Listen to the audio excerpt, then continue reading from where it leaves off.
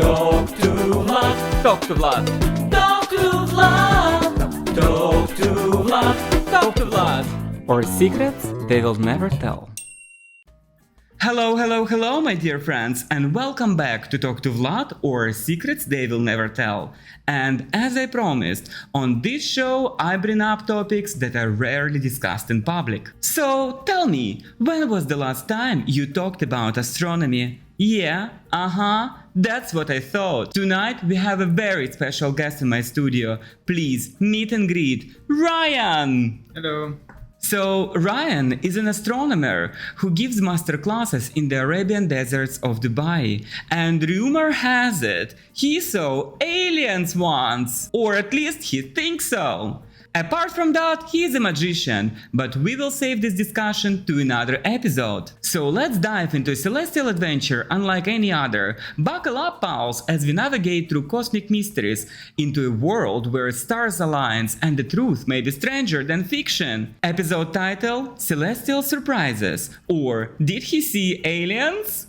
Ryan, I know I already introduced yourself, but I would like you to spare a few words about yourself. So I'm a magician and an astronomer. I started my own company so that I could entertain people. I like to make people wonder about things, use their curiosity in a nice way, because I'm a very curious person and I like to share that with others. The astronomy side has drawn to more than just me. Astronomy. What an interesting choice. So what was it initially that sparked your curiosity to learn more about stars, and how far have you gone by now? I don't know, I think everybody's curious, and then you have the movies, the Marvels. Your imagination plays a little bit with these topics of how big everything is. So I think that from when I was a kid, when I was looking at superheroes, when I was looking at the universe in general, like how vast of a place, how everything is possible, this is where it kind of started, this curiosity towards astronomy. Because at the end of the day, astronomy is the universe, it's the laws of physics, it's what is possible, it's not just what we can see. And philosophy, I would say laws of physics and philosophy. Yeah. What steps did you take to become an astronomer? So it kind of just happened by itself. I was always interested in astronomy. So I would read books, I would watch online courses. So the platforms like edx.org or Coursera, things like that, they have courses online where you can learn physics and astronomy and scientific courses that you can do in university. You can do them for free at home. One day an astronomer works in the same place where you work. You talk to that astronomer and you have nice conversations, and he sees that you know a little bit what you're talking about, and like you're not doing any physics together, right? You're just talking about how vast the universe is and the different theories that are known, and things that we know, the things that we don't know, the things that we could know, the things that we couldn't know. And you talk a lot about philosophy, and you talk a lot about what you believe. It's kind of like a spiritual thing as well, right? Indeed, yes. To be a scientist today, like it's a bit of both. Like me, this is the world that I'm thrown into with science in general, and so astronomy has been the first kind of opportunity that I have to jump in professionally into the world of science. And it was given to me by another astronomer who worked there, and he had to go back to France. And so his name is also Ryan. Oh wow, what a coincidence. So thank you. Stars aligned. Thank you to the universe. Thank you to Ryan, who helped Ryan become an astronomer. Become Ryan. Crazy, right? So I became an astronomer just because he was an astronomer before and he had to leave, and he recommended that I take his place because we would have conversations about it.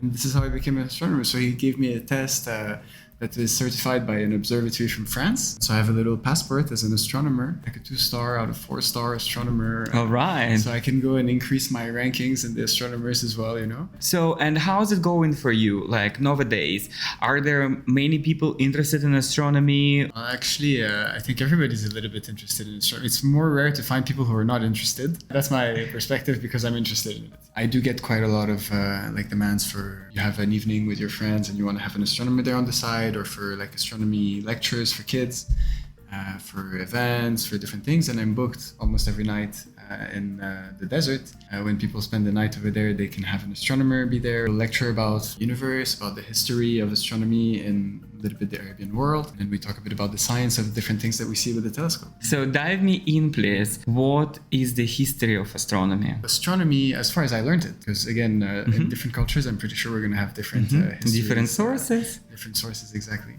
But the one that I learned, we've been using the stars for hundreds of thousands of years, mainly for navigation, timekeeping, and for entertainment. Like when you're looking at the stars, when, for example, for us, we'll look at the clouds and we'll imagine different shapes. Right, And yes. different stories, but they would do that with the stars. Imagine different characters, different stories that later became the names of the constellations, different legends, different myths. This is where they come from. So they come from people, children probably at some point in the past, imagining, you see these two dots over there? That's a cow. And this cow, it's in the field. And then now that's our constellations. Like we have the Taurus, one of the zodiacs, and then whatever. And then Probably, you know yes. what I mean? What are the most fascinating things that you learn? Fascinating is going to be difficult to say because there's so much, right? But I think the fact that there is so much is what is fascinating the most Indeed, yes. in itself. When they say the sky is the limit, right? They meant it. Literally, the sky is the limit. There is no limit. And that's the craziness of everything. Even if there are laws of physics that we can imagine, there's also universes where these laws of physics can be different. When you say universes, you think we're not the only universe? I think we're not the only universe. How do you know? The thing is, I don't know. We don't know. We don't know, indeed. We just don't know. How do we know? We would never know. We're here to talk about possibilities, right? Right. And so when you kind of let go of, this is what we know, this is what we don't know, and you just say, at the end of the day, we don't really know anything. What do we know? Then, what do we know? So we can talk about all the possibilities, and no matter how crazy it is, it's still just a possibility because you can think about it. And if you can think about it, it's just as valid as any other thought. Mm-hmm. In some, universal kind of mythical way. Share with me some facts. How many stars do we have? Like how many stars? Okay, well, that can never be a fact because stars are born and stars die at every moment. Mm-hmm. Currently, what's the number of stars in the sky? So we would have to give an estimation, right? So we Estimation. currently estimate that there's between 2 and 3 trillions of galaxies in the observable universe. Okay, and then each galaxy has hundreds of billions of stars. And Wow! So 2 and 3 trillion. That is quite a few galaxies. That's quite a lot of galaxies. That's quite a few The galaxies. latest Yes. estimates that at least I've been seeing. That's not necessarily even what actual agencies really have to their eyes. You know what I mean? Because the data that we get to see as the public probably a little bit behind the data that is actually happening in the science. What are the interesting things that you got to observe with your own eyes? But I think what you're asking about is strange things that I saw in the sky. And actually, I saw 2 things. One thing was recent, and one thing was when I just started. So when you're looking at the stars, we've not all seen satellites. A satellite typically will look exactly like any normal star, and it's just moving in a straight line, okay, and at a constant speed. That's how a satellite is supposed to look, because it's in orbit around the Earth, right? So it's going around at a constant speed. Yes, exactly. And it's reflecting the light from the sun for a period of time. This is how it should appear. But one day, maybe 2 years ago, when I just started being an astronomer, so I just started to learn about these things and okay, now I kind of know what is what and everything. And I look at a star and it's moving. So I'm like, oh, cool, a satellite. And I had never seen a satellite before. And then it just starts to move. I'm like, wait, but then is that a bug? It cannot be. But then it was far. So I don't know, it just started to move and then it stopped existing, it disappeared. What? But it was just a light, like a star. You know what I mean? And it appeared to be very far and then away. it was moving, and then it was moving in unpredictable directions. Unpredictable directions. Unless until it's just gone. And then it was gone. What do you think was it? It didn't seem like it was close. I have no idea. I have no idea. Okay. That's the thing. Is that When I did it just don't know. happen? It happened 2 years ago. Okay. Yeah. Where was that? In Dubai. In Dubai. And in the desert. How deep you need to go to the desert? I believe the farther you go, the darker the sky, right? Because there is no reflections from the city light. I'm about 45 minutes from the desert, in the Dubai Desert Conservation Reserve. We're 45 minutes from the city, sorry. That's not bad. I think if you go an hour and a half into the desert, away from any city lights, on a night where it's not humid and you don't have moonlight, it would be perfect. That's perfect. Yeah, I think All right. And what was the second thing you mentioned? Yeah. So the second thing was a lot more recent.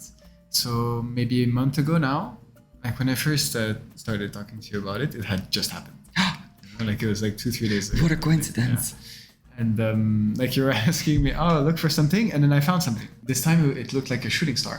So shooting stars are not stars that have died. They're asteroids that are falling into the atmosphere and they're burning up because of the friction with the the air. And that's what creates the tail. That's why it creates the tail, exactly. And then if they reach the ground, it's called a meteorite. The name of the shooting star is a meteor. So you saw a meteor. I saw like what I thought What you was a thought shooting was star, yeah? what I thought was a meteor. And it was like very green. So I thought, oh, how beautiful.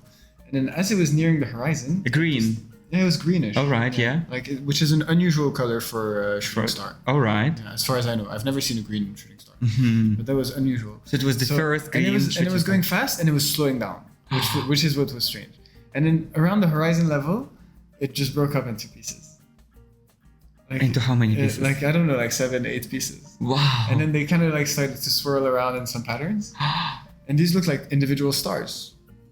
All right. And then it kind of just, like, I don't know, I went back to work. I was scared. I had to go. What? I stopped looking. You know what I mean? Like, I stopped looking.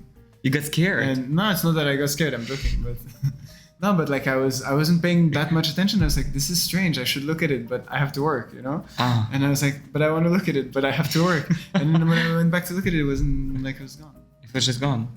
So what do you think was it? I have no idea. You have no idea? Okay, what do you think? It's probably something very normal. What do you like, think was it? I have no idea. That's the thing. I really don't know. But it was probably something very normal. But it also could be so many different things. Like aliens? So I like to believe, I like to believe that it might be. Would you want to see real aliens? Yeah, actually, Yeah? I would like to. I'm not sure about myself, yeah. I hope that they'll be friendlier than humans are. So tell me about a few things, like as an astronomer, right? You are probably dedicating a lot of time of yourself, like into getting to know the thing that you're like teaching people about. What about the black holes? Like, do they exist? So black holes, technically, like I would say, yes, of course, they kind of have to exist because we make a lot of assumptions when we do physics, basically. So when I'm going to tell you, yes, they exist, at the end of the day, I don't know. Nobody knows. Absolutely, yeah. But what do you think? So I think that, yes, they probably exist because the assumptions that we made on the basis of if they existed, this should happen based on our laws of logic, these are happening. So it makes sense to believe that, okay, we thought that a black hole existed and then this would happen and this is happening, then it's quite logical that there would be a black hole that existed. Because I agree with the logic in between, so I must agree, right, that the black hole exists. So for that reason, yes, I believe in black holes. And what about time travel? Time travel, we don't really know the laws. That's the thing. So there's a lot of theories and like I like to have my own theories as well. What's your theory? So I think that time is a little bit of an illusion. There's no such thing as time. Okay.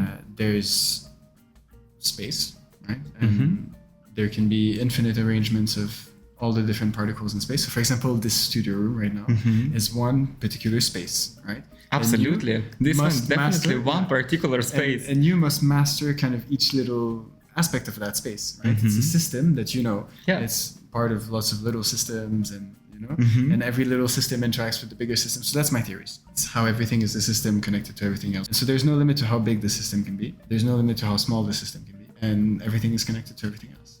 All right. What else would you like to tell us today, Ryan?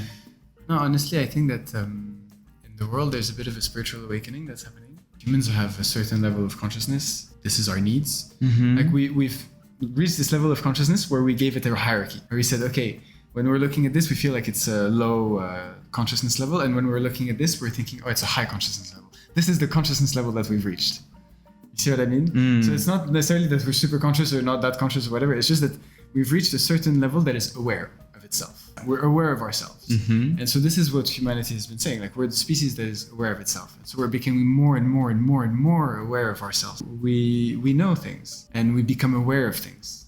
And so all of these things we're becoming aware of, and so we're creating a new reality we're living in based on all these new things that we're living in. Compared to, let's say, 100 years ago, the access to reality that we have is very different than it was before. Because before, reality was given to us in a specific way, by specific people, because of specific reasons. And now we have more and more freedom in how we can get this reality, yet it's kind of a fake freedom. Is it a real freedom? We don't really know. We would never know. What I mean? We will never know. But it's like, it's a different, it's different mindsets, but now there seems to be more possibilities. So even if you take just like the gender ambivalence, like you can have, before it was men and women, and now it's not just men and women. Now we've got all spectrums. All the spectrum in between. And that's the consciousness of the human mind is becoming conscious that between black and white, there's infinite amounts of colors. And it's not just with the races and with gender and with this and that, it's with every single possible thing. And it's also with numbers. So we're becoming aware, like mathematically, we're doing really cool things. Because if you take any number, for example, you can keep taking infinity in between any two numbers. So you take 1, between 1 and 1.1, for example. Okay, how many numbers can you put? Infinite amounts. Because you can put 1.1.1. You can put 1 million ones after the 1, and it's still between 1.1 and 1.2. In that small difference, you can have infinite amounts of difference, and then you can just keep diving. We as humans are able to imagine these things. We're able to have mathematics to represent these things. And so bit by bit, we're becoming more aware, like we have more tools to describe more and more things. And it's like like a car that's starting to run. I think this is the stage of evolution that we're reaching right now. This is kind of what I want to talk about. Is that I feel like we're in this middle ground, you know, where our kids are going to be something else, and we're the in-between. Pretty much everyone that's born now, everyone that was born a little bit before us, we're like the in-between humans, where we're kind of humans, but we're not humans. And then in a few generations, there will be new humans, and there will be lots of different types of new humans based on all the different types of things that will have become, prevalent to survive that technology, mindfulness, space travel, you know what I mean? Like all of these different things are going to be vying for like how we need to give our attention to it. And different species are going to be more oriented towards one or towards the other. This is kind of how I see it. Imagine there's somewhere in that infinite universe, there can be a physical space where there's a Vlad, like a human-shaped matter, you know, called Vlad, also in that place, who's observing a Dune 2 in Abu Dhabi. Like they named everything the same and it looks the same, but it's in a separate space. No way, there is someone as cool as me, also named There's Vlad. Infinite amounts of them. Oh, right. If you believe in infinity. Yes, if you I don't do. believe in infinity, like it's different. It's like you were asking me before, are black holes real? So if you believe in gravity, okay, then the laws of gravity kind of make it that, okay, it makes sense that there's black holes. So if you believe in the law of gravity, then you kind of believe in black holes. If you believe in infinity, then you kind of believe In another Vlad. like in another Yes, Vlad. I do, of course. You see what I mean? I mean, another Vlad, I believe in you. And it's not just one other Vlad. I know, it's like tons of them. Infinite amount And of that's, Vlads. that's the thing. When you believe in Can infinity, you imagine infinite amount of Vlads? can you imagine infinite amount of anything That's kinda cool. and infinite amounts of everything? Yeah. So Ryan, tell me please, how does your masterclass look like when you're in a desert and you have people who wants to take an astronomy class? So basically, I'll sit them down. We'll have a carpet. We'll have telescope. We'll have a few seating like poofs, you know, like the little poofs you can sit on in the desert. Little poofs. So little poofs like that in the desert, and so you can have a seat.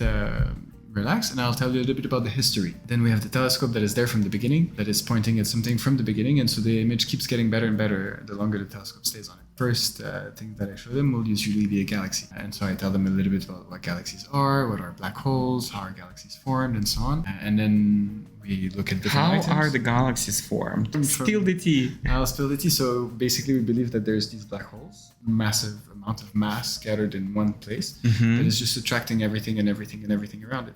And so in these regions where space is basically getting tighter, like more condensed, because everything is being drawn towards that place, there's lots of groups of stars that are going to form. And so stars, they're born from, again, because of gravity, hydrogen and helium gas being condensed together until the hydrogen can start to fuse together into heavier elements. This is what's going to give us the stars. A massive amount of stars born in the same place, orbiting around the black hole. This is going to be the galaxy. All right. And then galaxies are part of bigger holes, which are the galaxy clusters and then the superclusters. And like even I'm not too familiar with exactly how we've hierarchized our universe, you know, but there's a hierarchy for it. And then there's the universe as a whole. And then there's the potential multiverse. And then who knows what goes beyond. Multiverse. This is like an actual scientific theory. It's like Yeah, not I just, get it. you Of know? course. It's not because you want it. Well, it can be both. One doesn't preclude the other. Sure. How long do you think this science practice, how many years are we encountering by now? When did it all started? So if you're talking about recorded practice, probably as long as recorded history itself, but from what I've learned in the Arab world since the year 820. So there's a place called the House of Wisdom where mathematicians, philosophers, physicists of the time, they would come together, they would talk about different topics. Since the study of the starry sky back then was one of the popular topics, this is where they formalized it into the science that we know as astronomy. So they started to do the mathematics of the stars, which is what they started to call astronomy. So that dates back to 820. What is your favorite planet and why? Favorite planet would probably be Jupiter, actually. Jupiter. Yeah. So I have a whole solar system planned to do as a henna on my arm. I don't know if you can see the sun. I can see the sun, yes. Mercury and Venus and the Earth and Mars and Jupiter. How interesting. And the other giants haven't been completed yet. So basically, I would say Jupiter is probably one of my favorites because it's the big brother of the Earth. I like to see myself as the big brother of everybody because I have a lot of younger siblings. Okay. And Big brother. Jupiter is the big brother of the Earth. Representation of the big brother. Its strong gravitational field protects the Earth from a lot of the asteroids that are supposed to arrive onto it.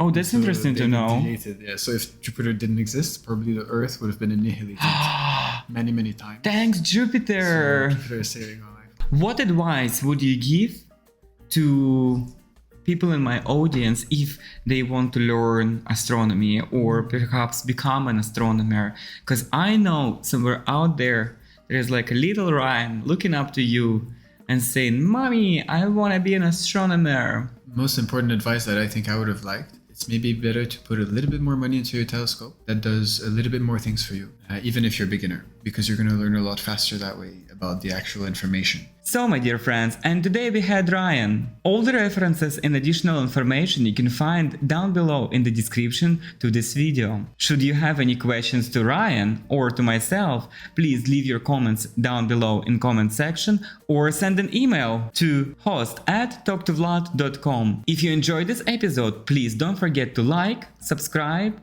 and leave me a comment. And I will see you next Friday. You're gonna have a good potential for bloopers with this series, you know? For the bloopers? Yeah. What are bloopers? You don't know what bloopers are? No. Seriously? No. Like this will be a blooper. What do you mean? Really? You don't know what bloopers are? No. I don't believe you. I'm telling you. How do you not know what bloopers are? Like, How would I know what bloopers are? They call bloopers? Yeah, they I call never them bloopers know. and now you're in a blooper.